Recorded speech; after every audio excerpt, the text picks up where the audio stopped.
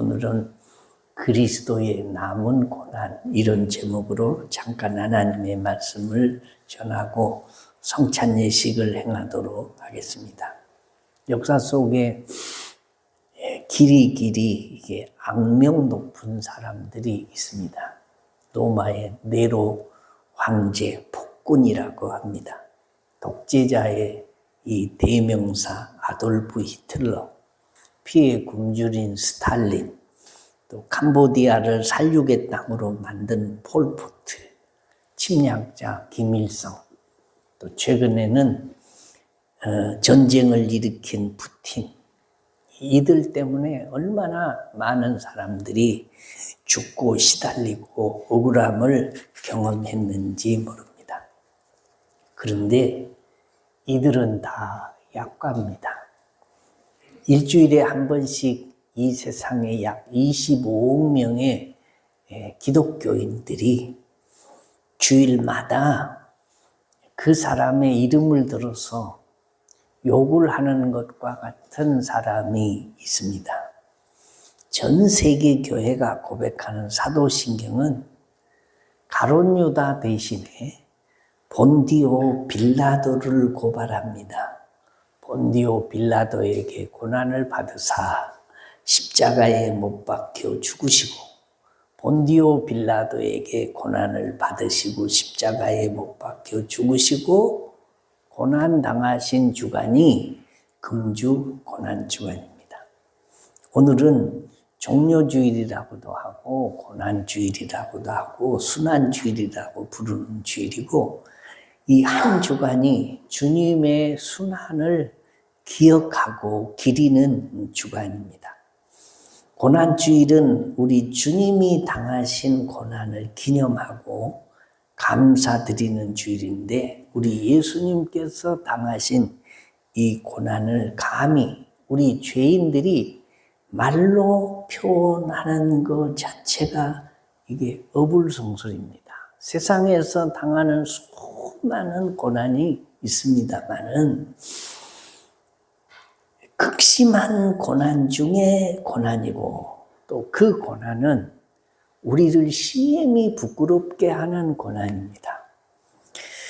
흠도 점도 없이 완전하신 하나님의 아들이 인간의 몸을 입고 이 세상에 오신 것도 비하지만, 고통이지만 스스로 죄인이 되어서 십자가에서 고통을 당하시다가 결국 죽으셨기 때문입니다. 이에 대한 해답을 이사야는 이렇게 증거하고 있습니다. 53장 4절로 5절에 그는 실로 우리의 질고를 지고 우리의 슬픔을 당하였거늘 우리는 생각하기를 그는 징벌을 받아서 하나님에게 맞으며 고난을 당한다 하였노라. 그가 찔림은 우리의 허물 때문이요 그가 상함은 우리의 죄악 때문이라. 그가 징계를 받음으로 우리는 평화를 누리고 그가 채찍에 맞음으로 우리는 나음을 받았도다. 자, 주님이 슬픔을 당하시고 징벌을 받으시고 하나님께 맞아 고난당하고 찔리시고 상하신 것은 엘리 엘리 라마 사박다니 외치다가 십자가 위에서 어찌하여 하나님 나를 버리시나이까 외치시다가 다 이루었다 하시고 죽으신 것은 우리의 허물과 죄악 때문이라는 것입니다. 우리 속에는 내가 들어 있습니다.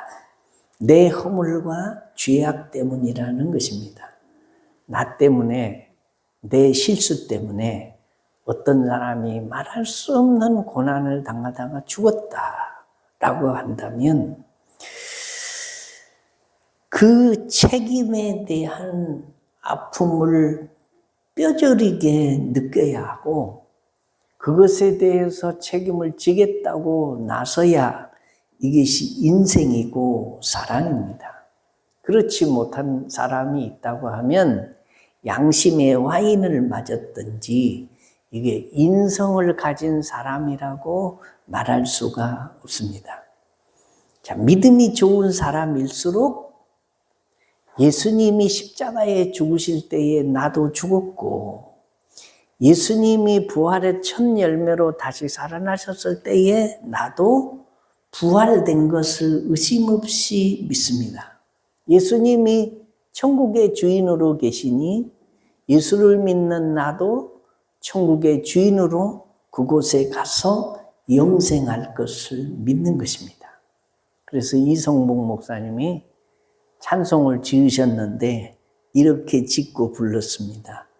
예수 죽음 내 죽음, 예수 부활 내 부활, 예수 승천 내 승천, 예수 천국 내 천국, 예수님 내 주여 내 중심에 오셔서 주님 한 분만으로 만족하옵니다. 할렐루야. 예수님의 죽음이 내 죽음이고 부활이 내 죽음이고 승천이 내 승천이다 라는 것입니다. 그래서 이사야 53장 6절에 우리는 다 양 같아서 그릇 행하여 각기 제 길로 갔거늘 여호와께서는 우리 모두의 죄악을 그에게 담당시키셨도다. 찬송가 중에 내 죄를 담당하신 주 새 희망 비춰주시니 내 기쁜 정성 다하여 주 이름 찬송하겠네 라는 찬송이 있는 것과 마찬가지로 우리 무리의 죄악을 담당하시고 고난당하신 예수님의 이와 같은 고난을 우리는 순간이라도 잊어서는 안 됩니다. 우리의 구원이 그냥 은혜로 주어졌지만 내가 대가를 치르지 않고 주님이 어마어마한 대가를 치르셨다는 것입니다. 오늘 본문을 한번 보면 이런 내용이 있습니다. 24절 같이 한번 읽어보겠습니다. 시작. 나는 이제 너희를 위하여 받는 괴로움을 기뻐하고 그리스도의 남은 고난을 그의 몸된 교회를 위하여 내 육체에 채우노라. 이 말씀은 사도 바울이 감옥에서 갇혀 있을 때에 서신으로 쓴 성경입니다. 그래서 옥중서신이라고 골로새서를 말을 하는 것입니다. 그런데 이 말씀을 보면 내가 옥에 갇혀서 받고 있는 이 괴로움을 괴로움으로 여기지 않고 도리어 기뻐하고 그리스도의 남은 고난을 그의 몸된 교회를 위하여 내 육체에 채워간다라고 말씀합니다. 이 바울의 고백을 좀 세심하게 읽어보면 그리스도의 남은 고난이 있는 것과 같은 인상을 줍니다. 그분이 다 이루지 못한 고난의 잔을 우리가 마셔야 한다는 고난에, 주님의 고난에 내가 동참해야 한다는 이 필요를 느끼게 하는 말씀인 것 같은 인상을 줍니다. 그래서 사람들이 고난주간이 되면 이 말씀을 붙들고 그리스도의 남은 고난을 내가 채워야 된다라고 생각을 하고 이 자신을 학대하고 고난 가운데 깊이 들어가는 사람들이 있었다라는 것입니다. 뿐만 아니라 이것을 구원과 연관시키는 사람들이 있었습니다. 예수님께서 십자가에서 이루신 구원은 완전한 것이 아니다. 그러므로 우리도 십자가를 져야 하고 십자가를 소질 때 예수 그리스도의 구원이 완성된다라고 생각할 수도 있다는 것입니다. 예수 그리스도의 십자가와 부활 사건으로 우리 구원은 이미 완성이 됐습니다. 그래서 우리 그리스도인들이 확신을 가질 것들이 많지만 가장 중요한 확신은 구원의 확신입니다. 예수님이 십자가 위에서 마지막으로 다 이루었다라는 그 이루심을 확실히 믿는 것입니다. 뭘 이루셨냐? 내 구원을 다 이루어 놓으셨다라는 것을 믿는 거죠. 성경은 예수님의 구원 사역이 부족하다거나 우리가 구원을 위해서 무언가를 덧붙여야 한다고 말한 적이 한 번도 없습니다. 그런데 우리도 이런 실수를 저지를 때가 많습니다. 예수님이 십자가에서 다 이루었다라고 말씀을 하셨지만 나도 거기다 뭘 해야 되지 않을까? 그래서 구원 얻기 위해서 11조도 하고 구원 얻기 위해서 전도도 하고 구원 얻기 위해서 헌신하고 봉사도 하고 구원 얻기 위해서 순종해야 되지 않을까? 이런 생각을 하는 사람들이 있다라는 것입니다. 그 이유는 나를 들여다보면 구원의 조건이 전혀 없어요. 내가 이래가지고 천국에 갈 수 있겠냐라는 의심이 들 수밖에 없습니다. 왜 그렇습니까? 우리가 하나님의 말씀대로 산다고 하지만 다 사는 사람이 하나도 없기 때문이고, 순종한다고 하지만 100% 성경이 요구하는 대로 다 순종하는 사람도 없기 때문이고, 모든 사람들이 다 죄를 범해서 하나님의 영광에 이를 수 있는 사람이 하나도 없기 때문이에요. 내가 내 자신을 들여다보면 구원을 이룰 만한 건덕지가 우리는 없는 사람들입니다. 때문에 예수님이 필요하고, 때문에 예수님의 구원이 필요하고 예수님의 이루심이 필요한 줄로 믿으시면 아멘. 예수님이 이루어 놓으신 구원 사역에 우리가 덧붙일 것은 아무것도 없습니다. 이단의 특징이 뭐냐? 예수님의 구원의 불완전성을 이단들은 한결같이 강조합니다. 그리고 그 사이에 뭘 집어넣냐? 교주를 집어넣습니다. 정명석이나 이만희나 장길자나 문선명이나 이런 사람들을 예수님이 불완전하게 이루어 놓으신 구원을 이 사람들이 보충해야 된다라고 거기다 집어넣는 것입니다. 지금 이만희라는 사람이 신천지 교주인데요. 신천지가 아주 불릴듯이 일어나고 있잖아요. 근데 이만희라는 사람이 93세입니다. 근데 신천지에서는 이만희가 안 죽는다고 가르칩니다. 영생 불사한다고. 영생 불사라는 것은 이만희는 살아있는 보혜사니 성령님이니 그 안에 죽음이 없다고 가르치고 믿습니다. 근데 이분이 93세가 되니까 요즘에 이게 뇌가 너무 늙어가지고 자꾸 이게 헛소리를 합니다. 이 집화장들 또 그 우리로 치면 이 셀 리더들 다 모아놓고 체육관에서 이게 강연을 하는데 횡설수설을 합니다. 이전에 했다고 한 것도 안 했다고 그러고 안 한 것도 했다고 그러고 막 교리도 오늘 말한 것이 다르고 어제 말한 것이 다르고 그래가지고 유튜브로 생중계를 하다가 이 실무자들이 이게 왔다 갔다 하고 치매 같은 소리를 하니까 그것을 중단시키고 이런 일들이 종종 일어나고 있습니다. 한번 물어볼까요? 여러분, 이만희라는 사람이 죽을까요? 안 죽을까요? 우리는 이렇게 잘하는데 그 속에 있는 사람들은 안 죽어요. 안 죽어. 왜 그렇습니까? 이게 요즘으로 말하면 그게 가스라이팅 같은 거예요. 계속해서 강조하고 말을 합니다. 그게 예수님의 구원의 불완전성을 이단들은 한결같이 말하는 거예요. 그래서 우리 안에 들어와야만이, 이분을 믿어야만이, 이분을 따라야만이, 이분이 하라고 하는 대로 해야만이 구원을 얻는다고 말을 하고, 자기들 안에 들어와야만이 구원이 있다고 말을 하는 것입니다. 그렇다면 오늘 읽은 이 성경이 말하는, 사도 바울이 말하는 그리스도의 남은 고난을 내 육체에 채우겠다 하는 이 말씀이 무슨 뜻이겠습니까? 예수님을 믿는 궁극적인 목적이 여러분 뭡니까? 평안이에요. 평안. 평화입니다. 기쁨입니다. 깨우침입니다.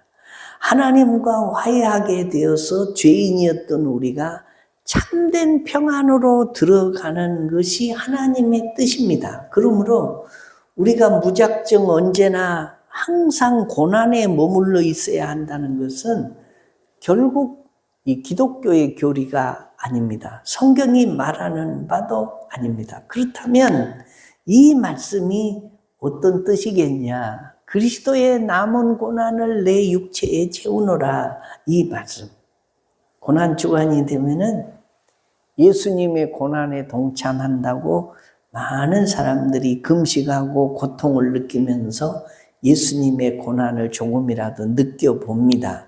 그것이 동참하는 것이다. 그러나 이런 행위가 그리스도의 고난에 동참한다고 하는 데는 의의가 있을지 모르지만 우리의 구원과는 아무런 상관이 없다는 것을 여러분 인식하셔야 됩니다. 여러분, 며칠 굶는다고 해서 우리가 구원을 얻는 것도 아니고 며칠 밥을 잘 먹는다고 해서 구원이 없어지는 것도 아니라는 말씀이에요. 이 주님의 남은 고난을 구원과 연관을 시키면 안 된다는 거예요. 우리 고난은 우리를 구원하시기 위해서 우리가 고난을 체험하는 것이 아니라는 것입니다. 주님의 고난은 이미 우리를 구원하시기에 충분한 고난이었던 것을 믿으시면 아멘. 그러면 그리스도의 남은 고난이라는 것은 이게 교회의 고난을 의미합니다. 그리스도의 남은 고난이 뭐냐? 예수님에게 어떤 고난이 남아있다는 말씀이냐? 오늘 본문에서 그리스도의 남은 고난이라는 표현과 더불어 한 가지 눈에 띄는 단어가 있습니다. 바로 교회입니다. 자, 24절에 이렇게 되어 있습니다. 나는 이제 너희를 위하여 받는 괴로움을 기뻐하고 그리스도의 남은 고난을 그의 몸된 교회를 위하여 내 육체에 채우노라.